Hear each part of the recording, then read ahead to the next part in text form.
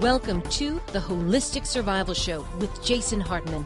The economic storm brewing around the world is set to spill into all aspects of our lives. Are you prepared? Where are you going to turn for the critical life skills necessary to survive and prosper? The Holistic Survival Show is your family's insurance for a better life. Jason will teach you to think independently, to understand threats, and how to create the ultimate action plan.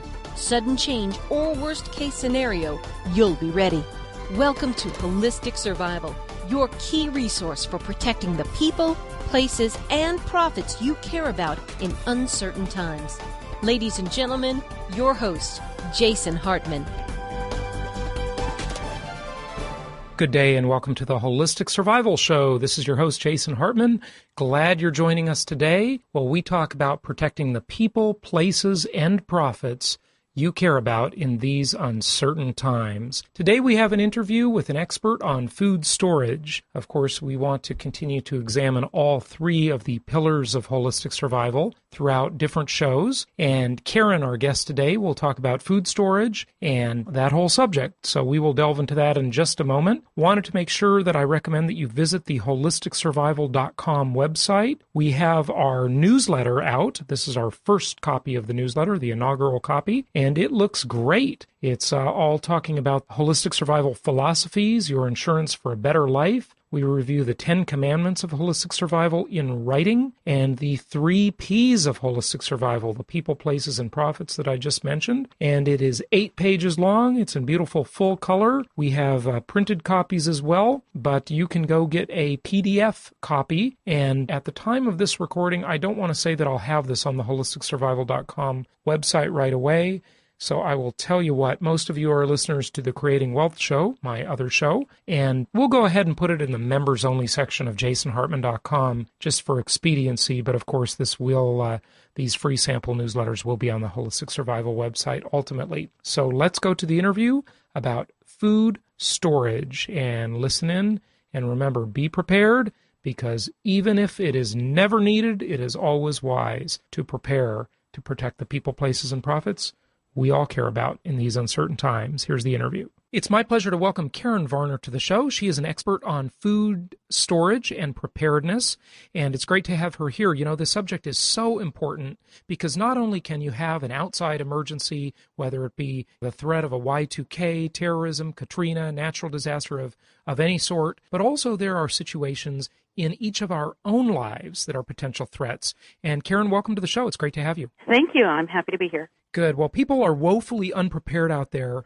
and I like how you brought up the subject before we started recording about what can happen in someone's own life and why this is important to them. Oh, absolutely. My family stored food for many, many years, all while I was growing up. In fact, when I left home, I thought if I never had a drop of powdered milk again, it would be too soon. But we ate our food storage right down to the ground several times, and there was no national disaster or anything. We just had job loss situations and medical emergencies. It's so nice to be independent and self-sufficient so that in an emergency, a personal emergency, you can divert the funds that would go to the grocery store to whatever you need the money to go to. Yeah, absolutely. And you know, one of the other issues that is talked about is the subject of inflation. So if inflation really comes up, and I believe it will, I believe we're about 2 years away from fairly significant inflation, it's good to buy the food now because you're really arbitraging the price, aren't you? And you have the supplies in advance of price increases. So it's really kind of an investment, isn't it? Absolutely. What I bought for $1,500 for a year's supply a year ago is now $3,400, and inflation hasn't even really hit yet. Yeah, $1,500 for a year's supply of food, huh? About a year and a half, 2 years ago. Yep. Is that per person or? That's per person, but you're looking at 3 meals a day, and if you look at that, that's still a lot less than you pay at the grocery store. Right, sure it is. Yeah, I'm just kind of looking at the metric there. I think it's very reasonable. When I questioned that, I thought it was very low actually. So, but go ahead with what you were saying. No, $1,500 was two years ago. And now it's now we're talking $3,400. Right. But still, $3,400 if you divide that by 12, and you're talking 3 meals a day with eggs and bread and all of those things. That's still very, very cost efficient. I agree. So tell us what people need to know about food storage, based on number of people in the family, what a food storage preparedness kit contains, et cetera, et cetera. Okay. A food storage kit contains usually the rice, the beans, the grains, the fruits. There's several different ways that you can store food. Let's start with the very basic way. Ethiopians eat nothing but wheat 3 times a day. Many third world countries survive on rice and beans. So those are whole grains that you can buy in bulk, and that's the cheapest way to go, is to just buy whole grains, and, we can survive on bread and water. The next step up is the dehydrated, which is your powdered eggs, your tomato powder, your dehydrated fruits and vegetables. They are something that you would have to boil in water for about 20 minutes. The nice thing about dehydrated is you'll put a cup of dehydrated in, add 2 cups of water, and get 2 cups of product. So that's a little less expensive than the bells and whistles of food storage, which I call freeze-dried, lasts 30 years on the shelf, holds its more delicate nutrients and vitamins, tastes absolutely fantastic, and you can buy a product that has a meal that's all put together in freeze-dried chicken a la king or Alfredo or a shrimp and crab soup, seafood chowder kind of a thing, and it's about $5 a serving, which I call restaurant food at fast food prices. And those are all your long-term storage supplies. Those freeze-dried items will last 30 years on the shelf, so that's absolutely wonderful. Also, people will like to store what they eat every day. I always say, I learned from a friend of mine, a case if you can and a can if you can't. When I go to the grocery store and tuna fish is on a wild sale, I buy a case of it if I can afford it. And if I really can't afford it, I at least pick up several extra cans for my pantry. All of those things have their own reasons, the good points and the bad points for them, but work together, I can really have my own little store right here at home. That's great. So a case if you can, a can if you can't. That's a great quote. That's I love correct. that. So always buy extra. And this is how you sort of develop a food storage kit over time, right? You just do it slowly and kind of make it just part of your normal habits. You just buy a little bit extra each time. Now, does all canned food just sort of last forever, or what are the rules about that? I mean, you said tuna fish you mentioned. But yeah, that's true. Officially or unofficially. Officially, yes, everything has an expiration date. Unofficially, expiration dates are for those who manufacture, produce it, and sell it. They have to sell it by a certain date. I will never, ever throw anything out until I am sure it is bad. How do you know it's bad, though? I mean, so if well, you'll open it up and you'll smell it, and it will smell bad, and then whether it works. Right now, I have some yeast in my freezer that has a 3-year shelf life, and the shelf life ended in 2000. It is now 2009, but I put a little bit of yeast in some sugar and water, and it bubbled, and it worked, and I use it now for my pizza dough. It doesn't raise as well as the new stuff that I just bought, but I don't need my pizza dough to raise really high. Or if I needed it to raise, then I would just leave it a whole lot longer. So basically, if it smells good, if it tastes good, it may have lost some of its nutrition, but boy, if you're hungry, a canned food that tastes good is going to be a whole lot better than Haiti eating dirt cookies to fill their stomach. Yeah, that's for sure. You know what I mean? Yeah, no question about it. So you talk about the sell-by dates and the use-by dates. Why is it that manufacturers aren't putting use-by dates on everything? Because they sort of don't care what happens to their product after it's sold. They're just telling the store to sell it by this date, or what? Because rules are made by those who break them. My brother owns a computer company, and he had somebody call and say, the drink holder on my computer has busted, and I need a new drink holder. He had somebody else call and say, every time I push this button 2,000 times for an hour, then the program collapses. My brother's response, don't do that. You have people who take food storage and they will store it in a highly volatile temperature or right directly on cement, and that changes the temperature of the can or rusts it. When you buy food, if you bought it from me, I would not know where you're going to put it. If you're going to put it out in the desert and then take it to Alaska and it freezes and then it heats and it freezes and it heats, that's going to be a whole lot different than me who stores it in a cool, dry place off the cement. Okay, good idea. So they're kind of covering, worst case scenario. They're not covering best case scenario. Basically, they're covering their butts.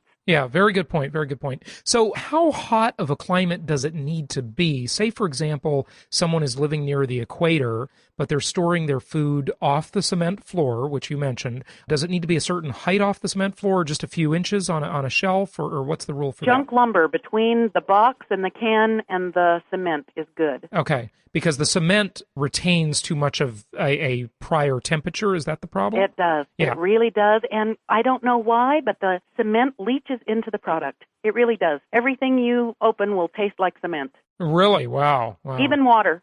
Yeah. Even water. So just a piece of junk plywood between the cement and the product is great. Okay, great. But someone who's living... cool. Yeah, cool, right. So someone who's living in a very hot area, if their food storage area is not air-conditioned, or say their power goes out and they don't have access to air conditioning, what is the situation then? Think Pioneer, root cellar, under the ground where it's cool. Okay, what if you don't have a cellar? You can get it under the ground. If you can't, you need to keep it as cool as possible, and your expiration dates are going to be sooner than later. Okay, good advice, yeah. What about if a person can only store limited amounts of food? What is really the sort of the highest priority food to store with limited space?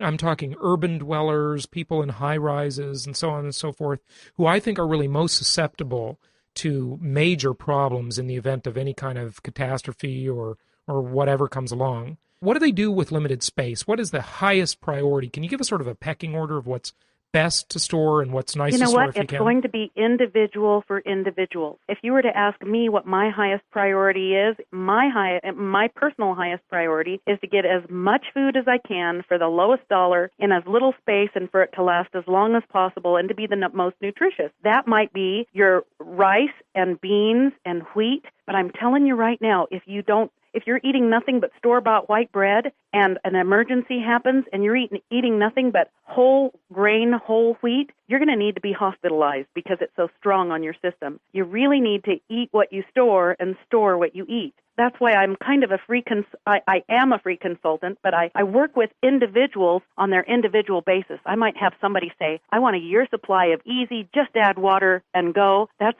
30 years on the shelf. That's the freeze-dried, already ready to go. I just add water and go. And I'm going to leave it there forever. That's great. That's what I would tell them. I would give them the freeze-dried product. If somebody calls me and says, I'm on a really limited budget, in fact, I don't have a penny extra, I would tell them to start with the rice and beans and the wheat, learn how to use it, integrate it into their system, maybe even live on rice and wheat and beans very economically, and then take whatever money they had and divide it straight down the middle and take 50% of their money and buy case goods, tomato sauce. Now you can make that bread into pizza and the extra things, and then the other half of their money, say you had $100 and you say 50 for the case goods and 50 for your whatever you're absolutely going to run out of, eggs and milk. You can build it up slowly and slowly and slowly. So different people have different goals, and so I try and help them meet their individual goals and their individual needs. Okay, good. But the eggs and the milk are perishable, though. Eggs and milk are perishable, that's right. So I'm talking about if they don't have a penny in their...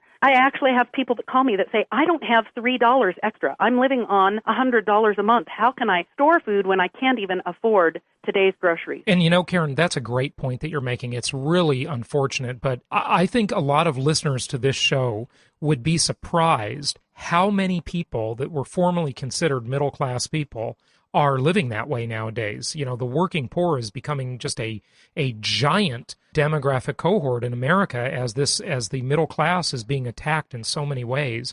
We've, of course, got these corporate and government elites, and then you've got the rest of the people. A lot of the rest of those people are moving down, unfortunately, which I think is a scary thing for societal stability. You'd probably agree with me, I think. But I've been doing this since before Y2K, and I have found that in the last 2 months, it has increased by 10 to 15% of people who call me and say, is there anything you can do to help me? My husband is in Iraq and I'm on a limited income, or, my husband's lost his job, or we have lost our home, or we have, it's just amazing. Or they're just managing from paycheck to paycheck. And I know how important it is to store food, and I realize that it's going to get worse instead of better, but how can I do it when I don't even have an extra dollar? and we are able to help them. Okay, so did you have any more advice on that particular subject? I want to move on with some other things, but when people really have no money, I mean, is there any more besides what you said on that? Oh, I'd probably sit down.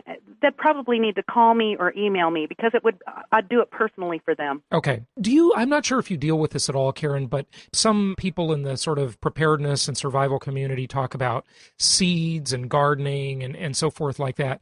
Do you deal with seeds, say store seeds and things like that? I have sold seeds, and I no longer sell anything. I just recommend people. I have people that I would recommend them to call or to talk to. I have websites, but none of it is my own. Okay. I have a garden. I do a garden. I believe in a garden. I even have done a garden in an apartment, so I had a little tiny, I had it in pots out in a flower pot, my tomatoes and things like that, but I don't consider myself an expert on gardening. Okay. Talk to us a little bit about water, if you would. I mean, water is really more important than food, at least in the first critical 72-hour phase. How do you store water? What are the right products that you need?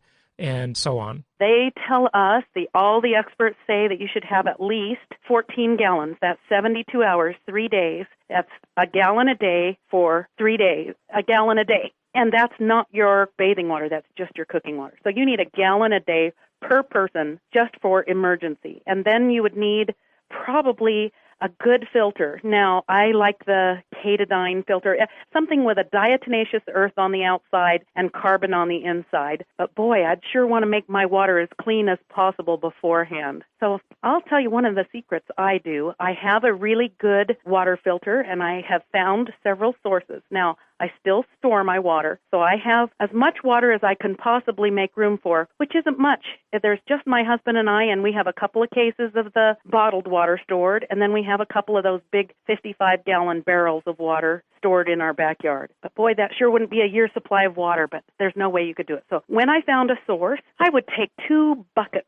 I have 2 buckets in my storage unit. I've poked holes in one of them, and in that bucket I store some cheesecloth, a little bag of sand, and some carbon that I bought from a pet department of a department store. So you've basically made your own pre-filter. Then, I make a pre-filter. Yeah. And then so I layer that, and I layer the cheesecloth and the carbon and the sand, and then small pebbles and medium pebbles and large rocks. And now if I took that rock, if I were in Hurricane Katrina, you know how bad that water was. Sure. And I put it through that first bucket, the large rocks would take out the sticks and the, floaties and stuff. The medium rocks and the little rocks would take out the oil and that. It would go through the sand. Then it would go through the carbon and drip into that second bucket. That's the water I would want to filter and boil before drinking. And then you put it into your professional filter, your manufactured filter, not the homemade one. I don't want to gum up my really nice filter on that terrible mucky water. Oh, yeah, very good point. So with your really nice filter, what is the cost of that? The price of water filters, you can get a one-person water filter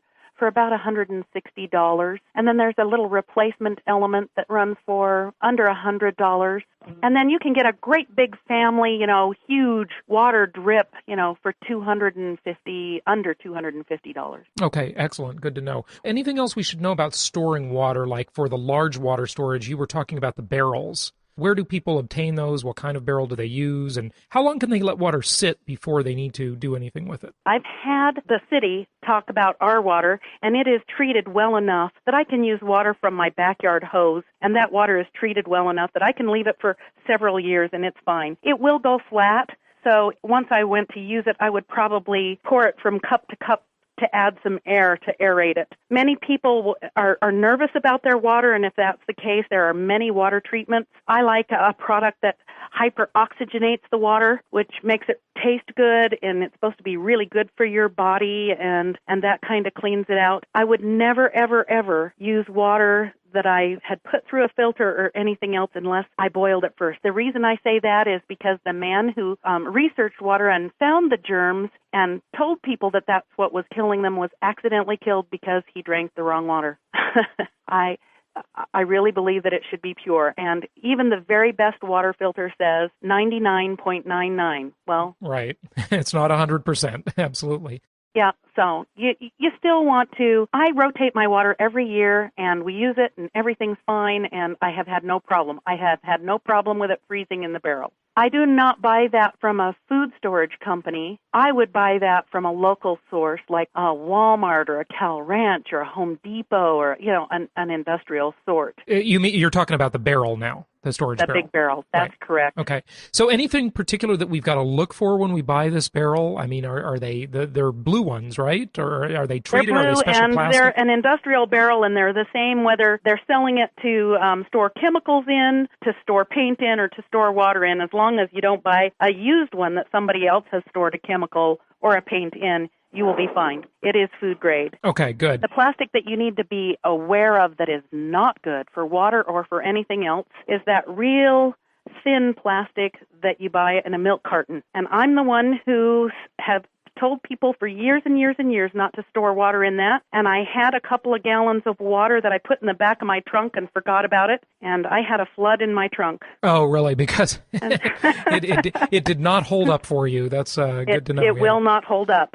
Okay. It's a temporary measure, and that plastic is made to degrade at the dump. Okay. In terms of water storage, I've had people on the show, Karen, that talk about the other thing you should do to it is maybe add just a little bit of bleach to it. If you've got a big barrel full of water, and, I can't remember the exact amount, but they say add a little bit of bleach to it before you use it. It was interesting, your point about aerating the water, transferring it from cup to cup. That is brilliant. I've never heard anyone say that before. What do you think about using a little bleach or some kind of a cleaning chemical as well? Is that a good or bad idea? I'm nervous about those. Yeah, okay. Some people used iodine, some people used Clorox. It's so hard to find just the straight chemical. Most bleaches now have the scent and the this and the that and the, all kinds of chemicals that you do not want in your water. And most water that people are using now in the United States is treated adequately. So the only water I wouldn't use to store in my barrel would be something that was untreated well water, or, in the parks they'll use water that's not safe. But the reclaimed if it's treated water. by your plant, then it already has all the treatment in it that it needs. Okay, good to know. Anything on catching rainwater or anything? Do you deal with that at all? No, I don't. But on the news, here, I live in Utah, they were prosecuting someone for catching their own rainwater. You've got to be kidding. I am not kidding. Oh, wow. God sent it from the heavens. They caught it and were using it. I don't even think they were using it for drinking. I think they were using it for cleaning or something. And either the city or the state was prosecuting them for that. Talk about overreaching government. You can't even collect rainwater anymore. Unbelievable. That is incredible. That is incredible. I've never heard that before. Amazing. I don't know if it was, quote, for our own good. Yeah, it's always for our own good.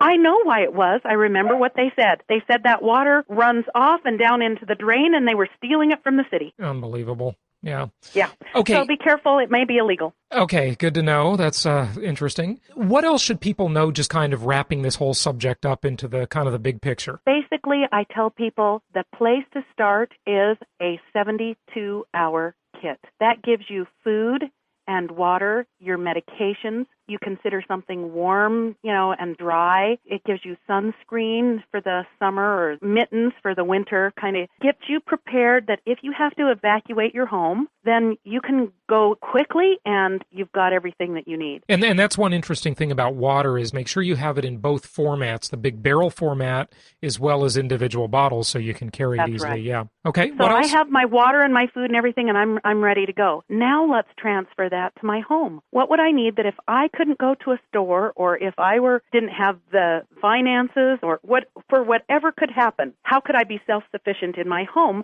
for an extended period of time? The experts agree that it should be at least 3 months, and that the best, most likely scenario is a year or more. I know that our family stored food for 2 years, for a 2-year supply, and we ate it right down to the ground 2 or 3 times. Okay, so now why were you eating it? You were eating it because of a job loss in your family? Was that the reason? Either that, or, we've had medical emergencies, big financial things come up that just suck the money dry.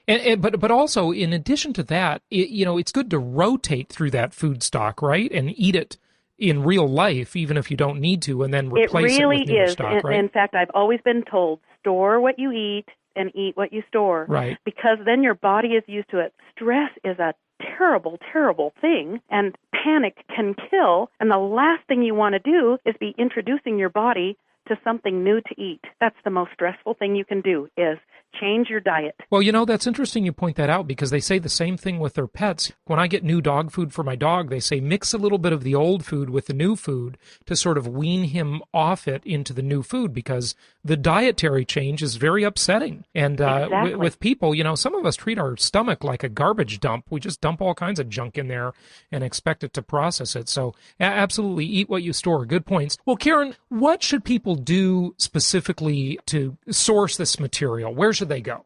I'm a free consultant. They can call me or they can email me, and I'll be happy to direct them to the many different places. I feel like my job, or the reason they would want to call me, is because I keep my ear to the ground and I tell people, call me if you need a good deal or call me if you've found one so that I can pass it on. Many, many stores will do a lost leader, and I like to shop all the lost leaders. Okay, good. Yeah, good point. So, Karen, where can they reach you? They can reach me at my email address, which is your 72 for 72, HR for hour, KIT, K-I-T, lady, L-A-D-Y, your 72-hour KIT lady at yahoo.com, or they can call me personally at 801-225-0948. Excellent information. Karen Varner, thank you so much for all you do in helping people be prepared. It's very kind of you to be doing this, and keep up the good work out there. We appreciate you being on the show today. Love to be here. Love what I do. Thanks so much. Thank you.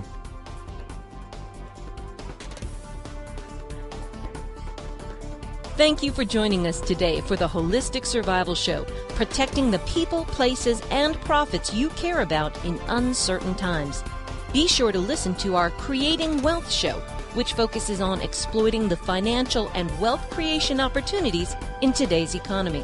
Learn more at www.jasonhartman.com or search Jason Hartman on iTunes.